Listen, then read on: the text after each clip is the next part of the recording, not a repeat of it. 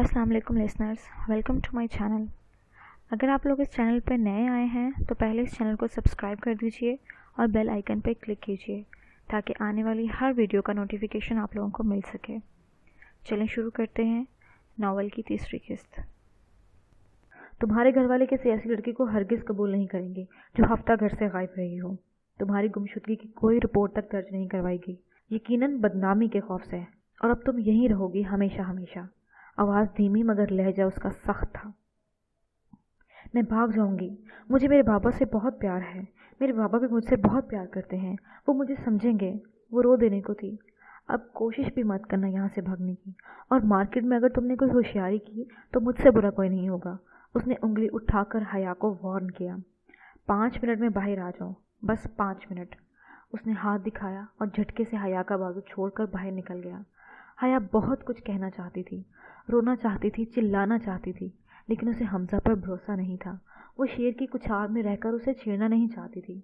वो इसके साथ, इसके घर में खुद को गैर महफूज समझती थी। अली के सिवा कोई नहीं जानता था कि ये शादी किन हालात में हुई। अली और हमजा कैडेट कॉलेज के ज़माने से दोस्त थे। दोनों ने एक साथ बहुत से मिशंस पर काम किया था और कामयाब रहे थे। वो ज़्यादातर हमजा के साथ उसी के घर में रहा करता था। अली हमजा की ज़िंदगी के हर उतार चढ़ाव से वाकिफ़ था। हमजा ने उसे दोस्त से ज़्यादा भाई समझा था और ऐसे ही हमजा अली के लिए था। रिसेप्शन के तमाम तर अरेंजमेंट्स अली ही के सुपुर्द थे। लॉन को रंग बिरंगे कमकों से सजाया गया था। एक तरफ मेज़ और कुर्सियां लगी हुई थीं। स्टेज को गुलाबी और काले रंग के बड़े बड़े मसनूई फूलों से सजाया गया था। सर, एक बात पूछूं? स्टेज पर दूल्हा दुल्हन के लिए कदावर कुर्सियां लगाते हुए शेरी ने अली को मुखातिब किया।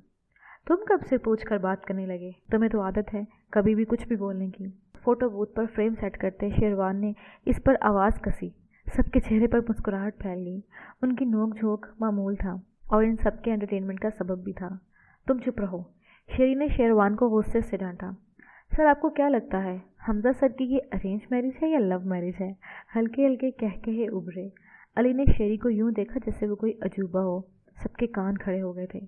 अली ने एक नज़र आसपास मुख्तलिफ काम निपटाते हुए लड़कों को देखा और कहा, ये अरेंज मैरिज है। अली को मालूम था और वो ये सब जानता था, तभी उसने कदरे ऊंचा कहा था। वैसे सर, सोचें अगर ये लव मैरिज होती तो हमजा सर को भी भाभी ने कहाँ देखा होता? किसी फुटपाथ पर भीख मांगते हुए या फिर कचरा गड्डी से कचरा चुनते हुए या खुसरों के साथ नाचते हुए? शेरी ने मासूमियत से गेस्ट लिस्ट चेक करते हुए अली को देखा। कह कहे बुलंद हो गए, लेकिन शेरी हमेशा की तरह मासूम शक्ल लिए खड़ा रहा। हो गया? अली ने अपनी मुस्कुराहट छुपाते हुए मसनूई सा गुस्सा जाहिर किया। बात शेरी की 100% सच ही थी। ज़्यादातर हमजा अपने असली हुलिया की बजाय दूसरों का रूप ही धारे हुए होता था। सर, जो भी है, हम सब हमजा सर के लिए बहुत खुश हैं। तकरीबन सब काम निमट चुका था। सारे लड़के वहीं अली के गिर्द जमा हो गए थे। हाँ यार, बात तो खुशी ही की है। बस दुआ करना अल्लाह इस फैसले को हमजा के हक़ में बेहतर कर दे। आमीन, सबने एक के बाद दीगरे कहा। अली को हमजा ये फ़ैसला भाया नहीं था, लेकिन वो खामोश था। हमजा पहले ही इस फैसले को लेकर बहुत कंफ्यूज था और अब अली इसे और अपसेट नहीं करना चाहता था। फादी, हमायूं, साद और तुराब, इन सब ने अली से इजाज़त चाही। उनको आज कुछ काम निपटाने थे। अंदर चलते हैं, हमजा और हया भी आते ही होंगे। अली ने शेरवान, ज़ोयान और शेरी को आज के लिए काम रोक देने का इंदिया दिया। रात के 10 बज रहे थे जब हमजा की कार का हॉर्न सुनाई दिया। सब लोग लाउंज में बैठे गप्पे लगा रहे थे। जाओ देखो, न्यूली वेड कपल आया है। शेरी ने ज़ोयान को इशारा किया। यार, मेरा पाँव सोया हुआ है, तू खोला प्लीज़। मुझे भाभी से शर्म आती है, शेरी ने नाकाबिल यकीन बहाना पेश किया। दोबारा से हॉर्न बजा। बी अम्मा किचन से नमूदार हुई। वो सब के लिए डिनर का इंतज़ाम कर रही थी। रुकें बी अम्मा, मैं देखता हूँ। पूरे घर की जिम्मेदारी यहाँ पर शेरी के कंधों पर ही तो है। अपने कंधे झाड़ता हुआ सबके होंठों पर मुस्कुराहट छोड़ता शेरी मेन गेट की तरफ लपका। जी आया हूँ। हमजा के लाउंज में कदम रखते ही सब ने खड़े होकर भाभी को खुश आमदीद कहा। हमजा अंदर आया, लेकिन हया साथ नहीं थी। क्या बात है बॉस, भाभी को मार्केट ही में छोड़ आए हो क्या? शेरी ने अपने मखसूस संजीदा से अंदाज में गैर संजीदा सी बात की। थोड़ी देर तक आ रही है, हमजा ने इत्मीनान से सोफे पर बैठते हुए कहा। अली इसके साथ आकर बैठ गया। हया कहाँ है? अली ने सरगोशी से कहा। जहाँ इसे होना चाहिए। कहाँ? उसके घर? अली ने अंदाज़ा लगाया। नहीं, अपने ससुराल। हमजा के चेहरे पर कोई तासुर नहीं था। और ज़यान, कैसा चल रहा है सब? علی کچھ کہنے ہی والا تھا کہ حمزہ زیان سے مخاطب ہوا۔ الحمدللہ سر، آل از ویل۔ بی اماں بھوک لگی ہے، کھانا لگا دیں پلیز۔ حمزہ نے لاؤنج سے آواز دی۔ تینوں کی نظریں حمزہ پر تھیں۔ وہ کبھی یوں سب کے ساتھ نہیں بیٹھا تھا، لیکن آج اس کا رویہ کچھ مختلف تھا۔ کھانا لگ گیا تو سب اٹھ کر ڈائننگ ٹیبل پر بیٹھ گئے۔ علی مسلسل حمزہ کی حرکتیں نوٹ کر رہا تھا۔ حمزہ کچھ زیادہ ہی فرینڈلی بیہیو کر رہا تھا۔ اس نے حمزہ کے ساتھ والی کرسی سنبھالی۔ وہ اس سے حیا کے بارے میں جاننا چاہتا تھا۔ بی اماں کھانا بہت اچھا ہے، حمزہ نے پہلی بار کھانے کی تعریف کی۔ آواز کچن میں کھڑی بی اماں تک نہیں پہنچی تھی۔ اب آپ زیادہ ہی کہہ رہے ہیں حمزہ سر، یہ پھیکا کھانا آپ کو کیسے اچھا لگ سکتا ہے؟ شیری نے منہ بنایا۔ اور یہ سچ بھی تھا۔ بی اماں کا تعلق پشاور کے ایک قصبے سے تھا۔ وہ ہلکا مسالہ استعمال کرتی تھی، تبھی کھانا باہر ہی سے آتا تھا اکثر۔ حمزہ نے کندھے اچکائے اور دوبارہ پلیٹ پر جھک گیا۔ حیا کہاں ہے؟ علی نے چبا کر کہا۔ بتایا تو ہے سسرال میں ہے، حمزہ نے لاپرواہی سے کہا۔ سسرال مطلب ہمارے والا سسرال تو نہیں؟ شیری کہاں چھپ رہتا تھا؟ سب ہنس دیے اس کی بات سن کر، لیکن علی کے چہرے پر کوئی تاثر نہیں تھا۔ ہاں، یو آر انٹیلیجنٹ شیری۔ حمزہ نے ہائی فائیو کے لیے ہاتھ بلند کیا اور دور ہی سے شیری نے ہاتھ مارا۔ 1 منٹ۔ میز پر سکتہ چھا گیا۔ کیا حیا جیل میں ہے؟ علی کی آنکھوں میں بے یقینی تھی۔ زیان اور شیری خاموش ہو گئے۔ نہیں، بس پولیس اسٹیشن ہے۔ حمزہ کے چہرے پر وہی اطمینان تھا۔ حمزہ تیرا دماغ تو خراب نہیں ہو گیا؟ علی نے بے یقینی سے اسے دیکھا۔ مجھے نیند آ رہی ہے، میں جا رہا ہوں۔ وہ کھانا چھوڑ کر کھڑا ہو گیا۔ حمزہ، علی نے کچھ کہنا چاہا مگر وہ نہیں رکا۔ رات کے 11 بج رہے تھے۔ حمزہ جاگ رہا تھا۔ وہ حیا کو یوں چھوڑ کر نہیں آنا چاہتا تھا، لیکن اس کے لاکھ سمجھانے کے باوجود حیا نے ہوشیاری دکھانے کی کوشش کی۔ حمزہ علی سے فون پر مہمانوں کے نام فائنل کر رہا تھا جب اچانک سے وہاں پولیس آ گئی۔ حمزہ کے خلاف شکایت تھی کہ اس نے حیا کو زبردستی حبسِ بیجا میں رکھا ہوا ہے اور اسے زبردستی نکاح کیا ہے۔ حمزہ کو حیا سے یہی امید تھی، تبھی وہ خود اس کے ساتھ آیا تھا، اور جس شاپ میں وہ کھڑے تھے یہ زیان کے بہنوئی کی تھی۔ یہاں سب سیلز مین حمزہ کو نہ صرف پہچانتے تھے بلکہ اس کی شخصیت اور اچیومنٹ سے کافی متاثر بھی تھے۔ حیا نے جب سیلز مین کو بتایا کہ حمزہ نے اسے زبردستی اپنے گھر رکھا ہوا ہے تو وہ قدرے حیران ہوا، لیکن اس نے کسی قسم کا ریئیکشن نہیں دیا، بلکہ حیا کے کہنے پر پولیس کو کال بھی کر دی۔ تھوڑی ہی دیر میں وہاں پہ پولیس موجود تھی۔ حیا نے وہاں شور مچا دیا۔ انسپکٹر شجاع نے جب حمزہ کو وہاں دیکھا تو فوراً ماتھے پر ہاتھ رکھ کر سلیوٹ کیا اور حال احوال دریافت کرنے لگا۔ حیا کے لیے یہ ناقابل یقین تھا۔ حیا نے پولیس کو سارا ماجرا سنایا تو حمزہ نے حیا کو پہچاننے سے بھی انکار کر دیا۔ آپ اس کو تھانے لے کر جائیں اور اس سے پوچھیں کس کے کہنے پر اس نے یہ ساری کی ساری کہانی گھڑی ہے۔ حمزہ نے دونوں بازو سینے پر باندھتے ہوئے لاپرواہی سے کہا۔ حیا کی آنکھیں حیرت سے پھیل گئیں۔ اس سے پہلے کہ وہ کچھ کہتی، فیمیل کانسٹیبل نے حیا کا بازو پکڑا اور اسے لے گئی۔ سنو، حیا آ رہی ہے، ذرا خیال رکھنا، اس نے کسی کو کال ملا کر ہدایت کی۔ 7 بجے تک حمزہ یوں ہی سڑکوں پر گاڑی دوڑاتا رہا۔ وہ حیا کو یوں چھوڑ کر نہیں آنا چاہتا تھا، لیکن وہ چاہتا تھا کہ ایک بار حیا کو اندازہ تو ہو کہ وہ کس دلدل سے بچ کر آئی ہے۔ اسے اب گھٹن ہو رہی تھی۔ وہ بالکنی میں جا کر کھڑا ہو گیا۔ حمزہ، وہ چونکا۔ یہ علی تھا۔ سویا نہیں ہے تو ابھی تک؟ حمزہ نے باہر آسمان پر دیکھتے ہوئے کہا۔ حمزہ، کیوں کر رہا ہے تو یوں؟ اگر پولیس اسٹیشن ہی اسے بھجوانا تھا تو اسی دن بھجوا دیتا۔ یوں گھر میں رکھنا، نکاح کرنا اور اب ریسیپشن، یہ سب کیا ہے؟ وہ واقعی ہی جاننا چاہتا تھا کہ حمزہ کے دماغ میں چل کیا رہا ہے۔ تجھے بھی لگتا ہے کہ میں اس پر ظلم کر رہا ہوں؟ وہ جو اب تک لاپرواہ بنا ہوا تھا اب ہرٹ ہوا تھا۔ یار دیکھ، میں پہلے ہی اس نکاح کے حق میں نہیں تھا۔ تو نے نکاح کرنے میں جلدی کی۔ تجھے اگر پہلے اس کی فیملی کا پتہ کرنا تھا تو یوں ہی رہنے دیتے۔ نکاح کرنے کی کیا ضرورت تھی؟ علی کو ابھی بھی یہ نکاح والی بات ہضم نہیں ہو رہی تھی۔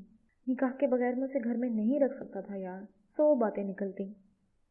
تو ہم اسے کسی شیلٹر ہوم میں بھیج دیتے۔ حمزہ خاموش رہا۔ یہ ممکن تھا کہ اسے کسی شیلٹر ہوم میں بھیج دیا جاتا، لیکن وہ ڈرتا تھا کسی لڑکی کے پھر سے دھتکارے جانے سے۔ جب میں نے حیا کو وہاں چیختے چلاتے دیکھا تو مجھے میری رانی کی چیخیں سنائی دے رہی تھیں، کیسے وہ اپنی پاک دامنی کا یقین دلاتی رہی۔ کسی نے اس کی ایک بات نہیں سنی، سب نے ہی تو آنکھیں پھیر لی تھیں۔ میں اس کو خیال نہیں کر سکا۔ حمزہ نے بالکنی پر کونیاں ٹکائیں اور اپنا سر دونوں ہاتھوں میں گرا لیا۔ میں نے مارا تھا اپنی رانیہ کو، میں نے اپنی رانیہ کو مار دیا۔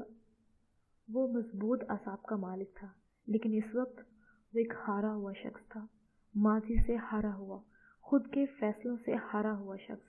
ना कर यार, बहुत टाइम लगा है तुझे इस सब से निकलने में। दोबारा वो सब क्यों याद कर रहा है? अली ने हमजा के कंधे पर हाथ रखा। वो हाँप रहा था, उसका सांस अटक रहा था। अली हमजा को कमरे में ले आया। हया की फैमिली के बारे में कुछ पता चला? अली ने तौक़ुफ़ से कहा। हमजा सीधा होकर बैठ गया। हया की वालदा का 2 साल पहले ही इंतकाल हो चुका था।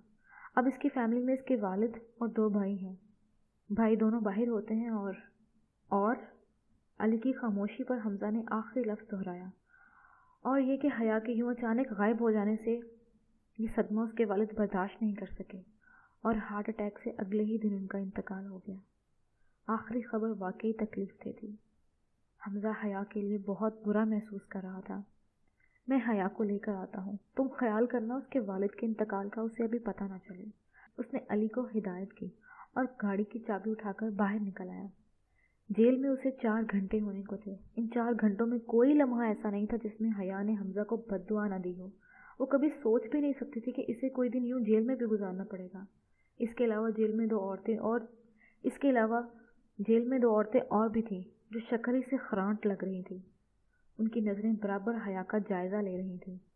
लड़की मस्त है, पता नहीं किसके हत्थे चढ़ेगी। दोनों औरतों में से जिसने भी ये अल्फाज कहे, हया के कानों में वो शीशे की तरह उतरे थे। हमजा के लिए उसकी नफरत और बढ़ती गई। जेल में घुटन थी, हर सांस सूली पर था। हया ने टीवी पर बहुत सारे प्रोग्राम देख रखे थे जिनमें जेल में लड़कियों पर ढाए जाने वाले मुजालिम से वो बखूबी वाकिफ थी। मुसलसल उसकी जान सूली पर लटकी थी। हर आहट पर वो सिमट कर बैठ जाती।